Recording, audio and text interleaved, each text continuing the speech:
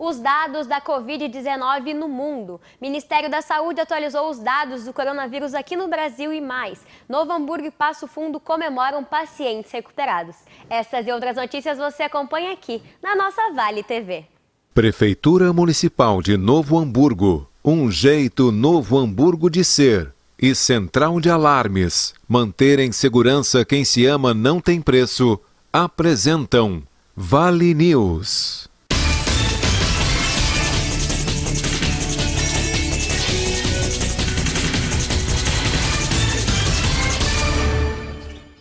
Sextou no Vale News. Olá, muito boa noite. Sejam bem-vindos ao Vale News de hoje. Eu sou Jordana Euti e te faço companhia até às 21 horas aqui na nossa Vale TV. E antes de começar, mas já começando, uma pequena atualização dos dados da Covid-19. São 3.911.000 mortes no mundo. 271.000 mortes no mundo. Perdão, são 3.911 casos no mundo. 271.000 mortes no mundo. 9.150 mortes no país. E 40% da população aqui brasileira, felizmente, está recuperada. O presidente Jair Bolsonaro atualizou ontem a sua live. Ele fez uma live, a famosa live de quinta, com a presença do Pedro Guimarães, presidente da Caixa Econômica Federal, e a intérprete de Libras Elisângela. Eles falaram sobre o auxílio emergencial e sobre a economia brasileira. Pessoal repatriado, o Brasil já repatriou 24 mil pessoas, estão fora do Brasil. E vale lembrar que, por exemplo, a França tem 2 mil lá no Peru que não foram repatriados ainda. Questão de combustível, o preço está lá embaixo, muito bom, né? Mas tem um setor que está sendo prejudicado, é o sucro alcooleiro, né? É o pessoal do etanol. Alguns querem que nós aumentemos o CID, que é uma contribuição de intervenção de domínio econômico. Contribuição de domínio econômico, que logicamente compete ao Poder Executivo. E nós não queremos aumentar impostos, porque isso sempre foi uma política nossa do governo. Agora, quase 1 milhão de pessoas podem ter seu emprego prejudicado por causa disso. Mas o que adianta você aumentar o imposto da gasolina se, por exemplo, o consumo da gasolina de janeiro para cá caiu 35%. O consumo do etanol caiu 50%. E o consumo de diesel, que é preocupante, que tem a ver com a movimentação de carga no Brasil, caiu 20%. Vamos passar até essa questão da Caixa. Você falou rapidamente, você vai pagar mais semana que vem um restinho do auxílio emergencial que caiu em análise, é isso? Exatamente. De 6 a 8 milhões de pessoas, é a estimativa do ministro Onyx. Amanhã nós vamos receber e recebendo a base, em 2 dias úteis a gente paga. Então, na semana que vem, entre 6 e 8 milhões de pessoas para a primeira parcela ainda. Tá. O que eu falei de atividade essencial saiu na live ou não, por acaso? A atividade essencial saiu, né? Os 2 decretos. Então, é o seguinte, rapidamente aqui. Assinamos 2 decretos a semana, incluindo a atividade essencial, aquela voltada à construção civil, tá? E também as empresariais, como é que é? Atividades industriais, tá? Então, a gente vai desafogando a questão do desemprego no Brasil. O que nós botamos no decreto nosso lá atrás, as atividades essenciais, que não pode fechar. E o restante ficou a cargo de prefeitos e governadores. Bem, como do lado de lá tem muita profissão que o pessoal foi impedido de trabalhar, nós começamos a abrir para o lado de cá, obviamente com critério e respeitado aí as orientações do Ministério da Saúde. Então, em grande parte, o pessoal da construção civil já pode voltar ao trabalho normalmente. São as pessoas mais humildes que mais precisam realmente de voltar ao trabalho. Bem, nós ouvimos hoje de manhã uns 10 empresários lá na presidência e mais centenas por videoconferência. Esses representam 45% do PIB no Brasil, em torno de 30 milhões de empregos. E falaram que da necessidade de voltar a trabalhar, é a coisa que eles vinham falando há muito tempo. Tá? Eles agora dizem que estão na UTI. E depois da UTI a gente sabe o que acontece com a pessoa quando sai da UTI, né? Ou vai para casa ou vai para o repouso eterno.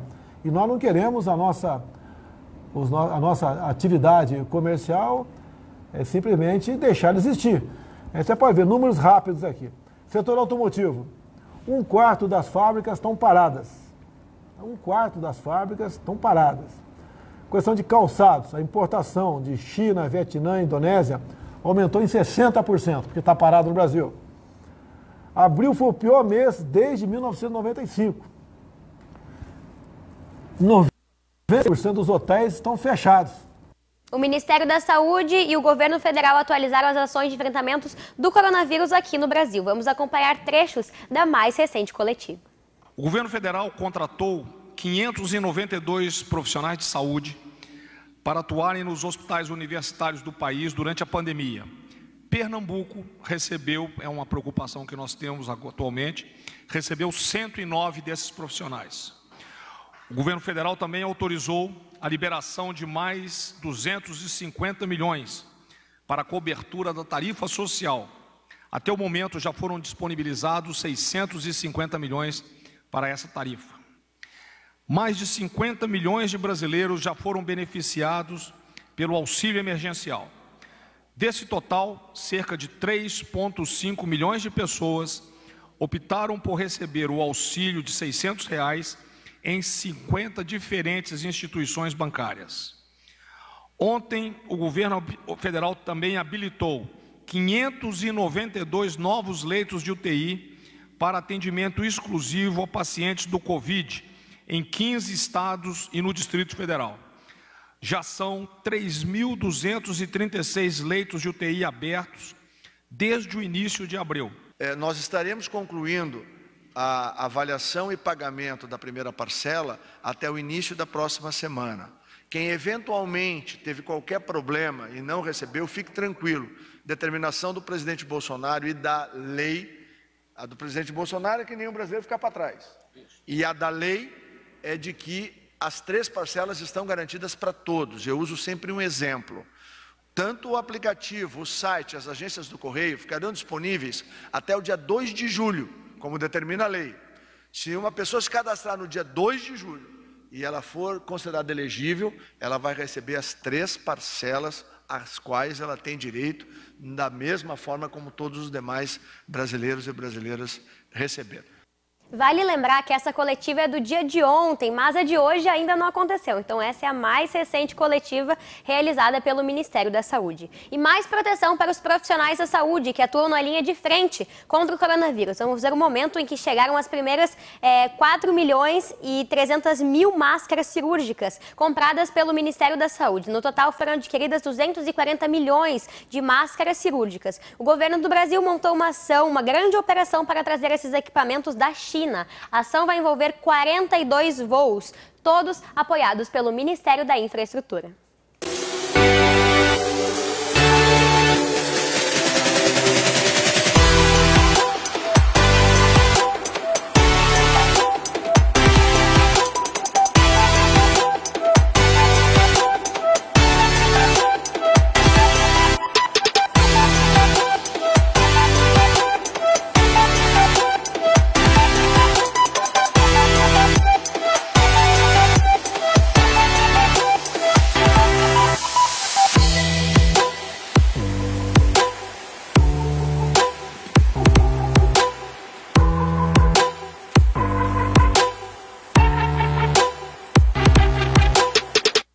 Falando agora do nosso estado, o governador Eduardo Leite atualizou as ações de enfrentamento ao coronavírus, a pandemia do coronavírus aqui no Rio Grande do Sul. Vamos acompanhar. No Rio Grande do Sul, neste momento, 2.129 casos confirmados em 169 cidades e o registro de 90 óbitos, 90 mortes confirmadas no nosso estado. 53,9% destes casos confirmados já se recuperaram. E, nesse momento, a taxa de ocupação das nossas UTIs no estado do Rio Grande do Sul é de 70,3%, sendo que apenas 16,7% dos pacientes são confirmados ou suspeitos para a Covid nestes leitos de UTI. Aliás, para quem ainda não foi lá conferir, estão convidados a conferir o novo portal com o dashboard, com o painel de controle dos leitos de UTI no nosso estado, pelas 20 regiões Covid, pelas 7 macro-regiões de saúde e pelo estado como um contexto geral também, com cada uma dessas regiões mostrando a sua evolução dia a dia no número de pacientes internados, transparência, informação e dados que embasam a tomada de decisão do governo e que são compartilhados publicamente para que todos possam acompanhar de que forma que o nosso governo toma as decisões.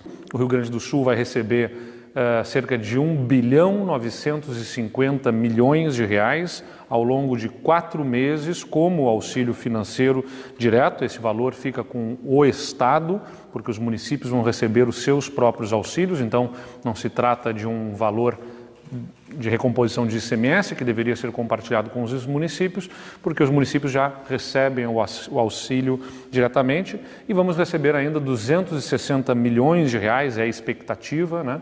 Porque ainda vai ser isso computado mês a mês, para a saúde e para a assistência social. Um apoio muito importante neste momento para os estados, ainda que eu tenha lá criticado e mantenho as críticas sobre a forma como se deu a divisão dos valores, os critérios entre os estados. Mas o programa, o projeto era fundamental que se viabilizasse, porque a União é quem tem esta capacidade de alcançar recursos. Os governos estaduais e municipais não têm ferramentas para conseguir gerar receita que lhes permitisse superar esse grave momento econômico e continuar cumprindo seus compromissos, o que, na final das contas, comprometeria a capacidade de prestação de serviços essenciais à população, que é quem pagaria a conta no final das contas, né? Que a crise do Estado do Rio Grande do Sul não é uma crise do Executivo, ela é uma crise do Estado e deve ser compartilhada entre os poderes e os órgãos autônomos.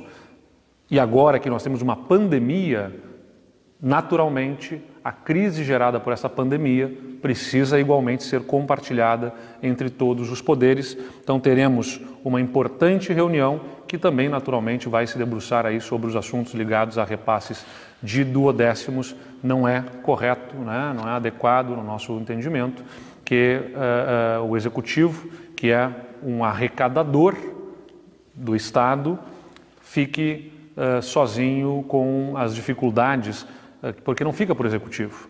As dificuldades da arrecadação, da atividade econômica menor, não ficam com o Executivo ou o governador, ficam para a população como um todo, no momento em que não se conseguem prestar serviços públicos essenciais na forma como deveriam, porque a nossa receita está menor, e que sejamos chamados a garantir o repasse aos outros poderes com percentuais de inflação sobre o que eles já arrecadam ou já receberam, não arrecadam, porque quem arrecada é o governo, o Poder Executivo, mas não faz sentido nós colocarmos a inflação sobre o que arrecadam hoje, o que recebem, desculpa, hoje, e desconsiderando que a nossa arrecadação será a menor. A jornalista Aline Pires, que apresenta o boletim do coronavírus aqui de Novo Hamburgo, atualizou os dados da Covid e também os dados do centro de triagem. Vale lembrar que esse boletim também é diário, então de hoje deve estar sendo transmitido simultaneamente aqui com a exibição do nosso Vale News. Vale a pena depois dar uma conferida lá no Facebook da Prefeitura. Então, uma mulher de 41 anos é a mais nova infectada, né, mais recente infectada pelo coronavírus em Novo Hamburgo. Ela está em Porto Alegre, internada no hospital da capital. No momento temos os seguintes resultados dos exames realizados em moradores de Novo Hamburgo. 42 casos confirmados, sendo 2 óbitos, e 29 hamburguenses já se recuperaram da Covid-19. 217 resultados foram negativos para a Covid-19 e 3 casos seguem suspeitos. Repetindo então sobre os exames realizados nos hamburguenses, foram 42 casos confirmados, né, incluindo 2 óbitos, e 29 recuperados. Temos 217 resultados negativos para a Covid-19 e 3 casos seguem como suspeitos de coronavírus. Entre os 42 casos positivos, 6 resultados foram atestados por testes rápidos sorológicos e 36 por testes PCR. Repetindo então os números de atendimentos no centro de triagem: 901 atendimentos desde o dia 20, quando o centro começou a funcionar, 496 hamburguenses estão em isolamento domiciliar, 7 internados e 2 na UTI.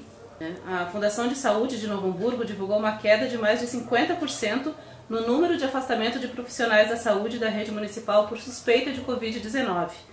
Isso é o resultado de um trabalho intenso, né, com fornecimento de equipamentos de proteção individual, chamados EPIs, e um forte trabalho de prevenção. Novo Hamburgo apresentou um índice de 5,62% de profissionais afastados no período de 16 a 30 de abril, contra 13,48% em março. São números que comprovam a importância de cuidar bem de quem a gente ama, né? Cuidar bem da nossa família, dos nossos amigos, se protegendo e protegendo os outros também. A prefeita Fátima Dalt recebeu mais 500 testes rápidos para a Covid-19 da Iguatemi, empresa de shopping centers, por meio do eFashion Outlet aqui de Novo Hamburgo, que serão encaminhados para o Hospital Municipal. Mais um elo nessa corrente do bem contra o coronavírus. Vamos a um breve intervalo para os nossos apoiadores. Não saia daí!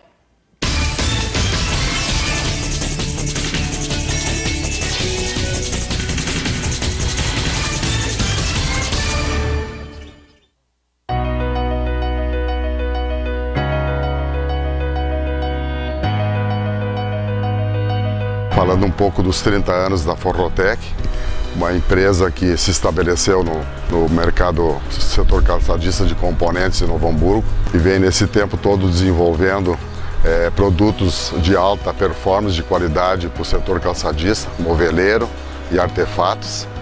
Claro que isso tudo devemos às parcerias, à fidelidade, ao nosso trabalho, não só dos nossos clientes, como os nossos companheiros, nossos parceiros, nossos funcionários que hoje estão com a Forrotec. Então, vai aqui o meu agradecimento dos 30 anos. É uma luta constante e que seguimos nesse caminho, nesse projeto que a gente levantou nesses anos todos aí.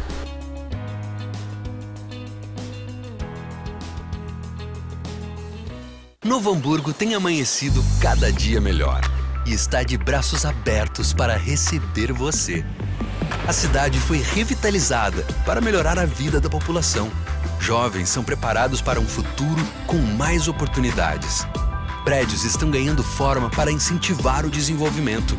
E o Parcão conta com mais estrutura para você aproveitar novos ares. Seja bem-vindo ao futuro de Novo Hamburgo. Venha conhecer.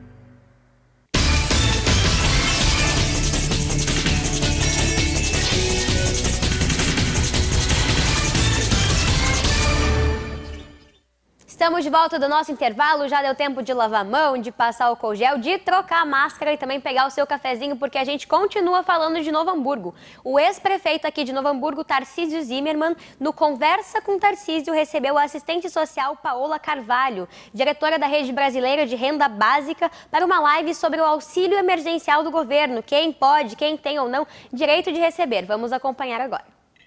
Bom, quem é que tem direito pela lei a receber o auxílio emergencial? O auxílio emergencial é direcionado às pessoas que não têm emprego formal, que são trabalhadores informais, né, portanto, microempreendedores individuais e trabalhadores autônomos que sozinhos, né, fazem a contribuição para o INSS. Esses trabalhadores informais, eles precisariam estar no Cadastro Único para Programas Sociais. Não estando, eles poderiam se credenciar a partir do aplicativo do auxílio emergencial. Tem os critérios de renda, né, Tarcísio? A renda é meio salário mínimo, que dá R$ 522 por pessoa na família, não ultrapassando 3 salários mínimos na família toda, né? Entre esses critérios, quem pode receber R$ 1.200 são mulheres, mães solo, ou seja, mães que não têm o seu companheiro junto na família, né, e que tem crianças pequenas, né, crianças menores de 18 anos, que podem ser habilitadas a receber. Então, o que tem agora que nós estamos aguardando a ser sancionado pelo Bolsonaro? Vai ampliar o número de profissionais que podem receber esse benefício, vai derrubar um dos critérios que tem dificultado muito a inclusão das pessoas, que é lá em 2018, tu ter sido isento do imposto de renda, né? Portanto, tu não ter recebido mais de 28.555, e derruba, né, essa lei que nós estamos esperando que ele sancione, né? Espero. Derruba esses 28.500, inclui outros trabalhadores e trabalhadoras, e inclusive abre para que pai solo também possa receber os R$ 1.200. Então, se o pai ficou sozinho com as crianças, também poderia receber esses R$ 1.200. Além de outros fatores que a lei nos traz, que são realmente melhorias para o auxílio emergencial. Com Bolsa Família, não sendo chefe de família, ela teria direito ao benefício de 600? O que diz a lei, né, Tarcísio? A única exceção, que se a pessoa recebe algum benefício previdenciário ou assistencial, ela não é incluída no auxílio emergencial. Por exemplo, quem está recebendo auxílio-doença, quem está recebendo BPC, quem está recebendo seguro-desemprego, essas pessoas não podem se habilitar ao auxílio emergencial. A única exceção é o Bolsa Família. E o que diz a lei é que se a família é beneficiária do Bolsa Família e ela não tem emprego formal, por exemplo, não tem carteira assinada, né? Ela automaticamente passaria para o auxílio emergencial. Tá aí uma boa explicação, uma clara explicação, então, sobre o auxílio emergencial do governo. Agora, de Novo Hamburgo a São Leopoldo, o prefeito Ari Vanazzi acompanhou as instalações de novos equipamentos para a melhoria da distribuição da água no bairro São José, uma das importantes obras que estão sendo feitas no município de São Leopoldo. E mais, nós conseguimos aqui na cidade também devolver a taxa social para 9.000 famílias. Não tem o que comer, então nós construímos a taxa social para 9.000 famílias. Agora, nessa crise, a gente deu isenção da taxa da água para essas 9.000 famílias e também estamos ajudando o pequeno e microempreendedor, que são quase 3.000 na cidade, e vão ter um tempo maior para pagar. Quer dizer, quando a companhia é municipal, é pública, que o governo tem incidência, ele pode tratar dessas coisas, né, olhando sempre para o lado social. Nós já perdemos receita esse ano, esse mês passado, porque a gente fez a tarifa social, ajudou os pequenos empreendedores, né? Nós estamos tratando disso. E segundo, nós temos quase 10 obras na cidade sendo feitas, 10 obras. E se tu for olhar, a maioria de obras são no recurso de 2008 e 2009. Quando o governo federal, ele fez muitos programas de investimento em saneamento, em tratamento da água, renovação dos equipamentos da água para o Brasil inteiro. Fazem 4 anos agora que nós não temos um financiamento e uma ação de recursos, vamos dizer assim, que as companhias que podem pagar pudessem buscar. Então nós estamos vivendo um momento difícil. Talvez essas sejam as últimas grandes obras que nós vamos fazer na cidade de São Leopoldo, porque não existe mais processo de financiamento e investimento nesse tipo de captação da água, tratamento da água. E é por isso também que o Brasil vive essa crise, vai viver essa crise humanitária profunda, que é o problema do coronavírus, tá certo? Então nós temos aqui, recuperamos a estação de tratamento de esgoto da feitoria que estava abandonada. Estamos fazendo um reservatório de água aqui na Vicentina e Paim, para nós resolver o problema de abastecimento da água na região, que é um reservatório de 1 milhão de litros de água. Estamos fazendo a substituição de todas as redes do centro da cidade com recurso próprio do SEMAI. Nos próximos 3, 4 anos não tem mais problema de quebrar asfalto, calçamento, de remendo no centro da cidade. É uma obra extraordinária. Aqueles canos têm 90 anos. Nós estamos trocando toda a cidade, todo o centro da cidade. Temos esta obra aqui. Depois tivemos outras obras aqui também que a gente fez ali na captação da água. Os senhores não se dão conta, faz 5 meses, Montanha, que nós não temos chuva, cara. 5 meses. E não faltou água, cara. Isso não é porque é um milagre. Não, é que isso tem planejamento, tem investimento. Tu imagina se nós tivesse no passado 5 meses de seca, não tinha indústria funcionando. Talvez nós tivéssemos dificuldade, nós ia ter muita dificuldade de abastecer as regiões mais distantes. Então a água, ela é o centro do crescimento econômico e desenvolvimento social de uma cidade. Sem água tem indústria que funciona, tem a saúde que funciona, tem os bairros, a população que tem mais tranquilidade, tem o comércio que funciona, sem água o comércio não funciona, né? Então a água é um elemento central em qualquer cidade nesse momento. E nós, graças a Deus, temos tendo essa capacidade, né, nesses últimos anos de fazer esse investimento.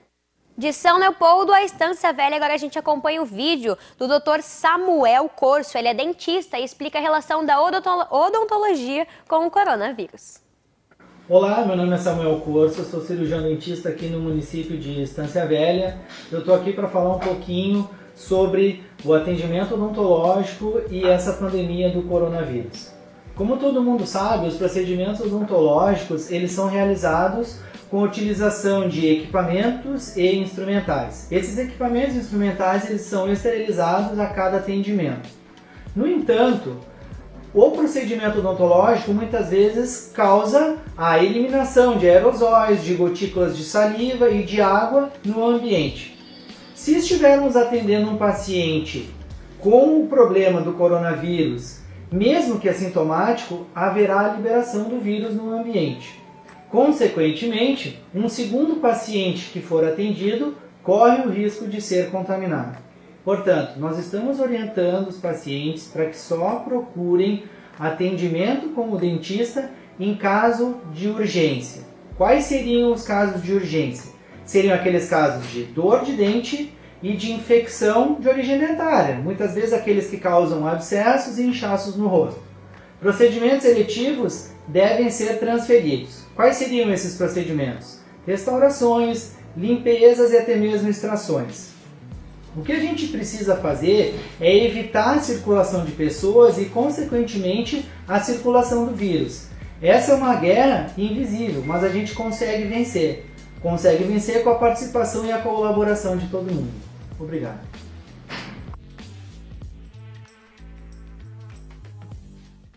Distância para Sapiranga. A gente vai pulando aqui de cidade em cidade. O CDL de Sapiranga divulgou um vídeo muito importante falando sobre a reabertura do comércio e os cuidados que devem ter durante esse momento de pandemia, mas é claro, seguindo todos os decretos municipais.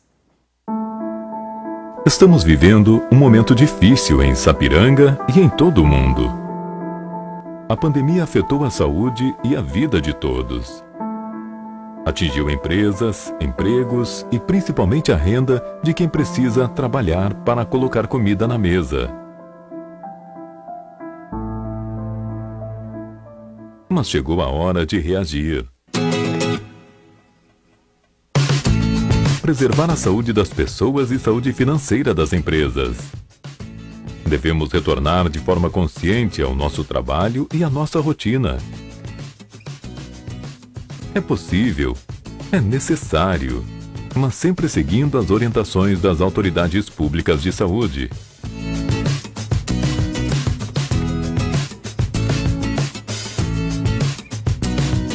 É fundamental o rigor no cumprimento de medidas de prevenção, como utilizar máscaras, manter a distância de 2 metros entre colaboradores e clientes, higienizar ambientes, facilitar a renovação do ar interior e evitar aglomerações são fundamentais para preservarmos empregos e vidas.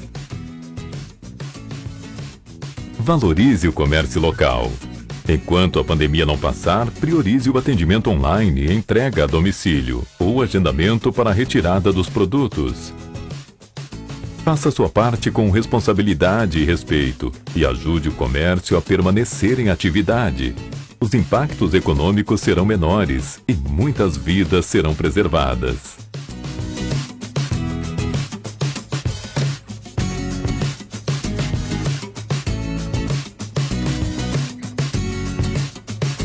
Unindo forças, vamos superar esse momento difícil. E juntos, vamos contribuir com a preservação da saúde e do emprego e renda de todos. Compre em Sapiranga. Valorize o que é nosso. É possível. É necessário. Sapiranga cresce quando você compra aqui.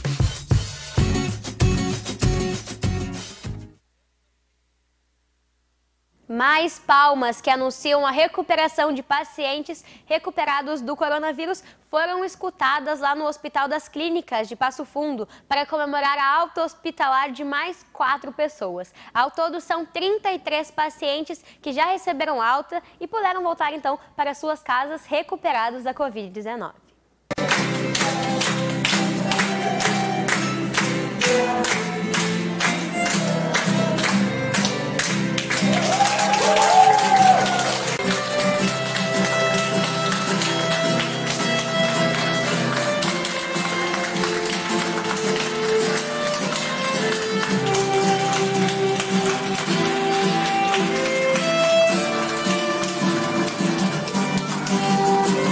Que momento emocionante. E Novo Hamburgo também teve momentos de palmas ontem. A manhã de ontem, quinta-feira, foi de muita comemoração e emoção para os colaboradores do Hospital da Unimed do Vale dos Sinos, que também tiveram a oportunidade de acompanhar a primeira alta do paciente com Covid-19.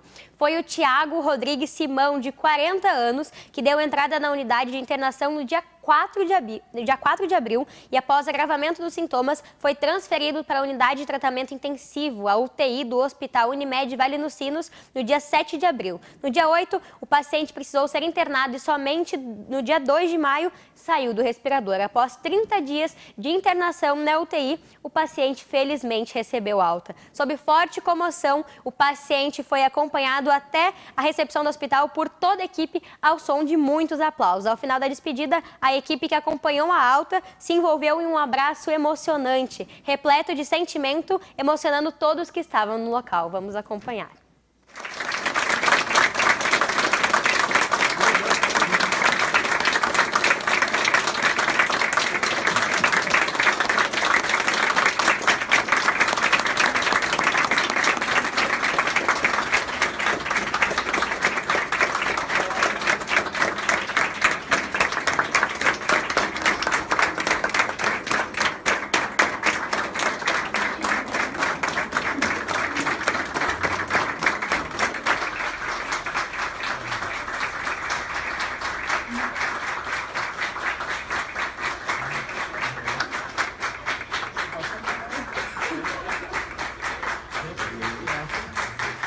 Agora eu vejo você as mãos.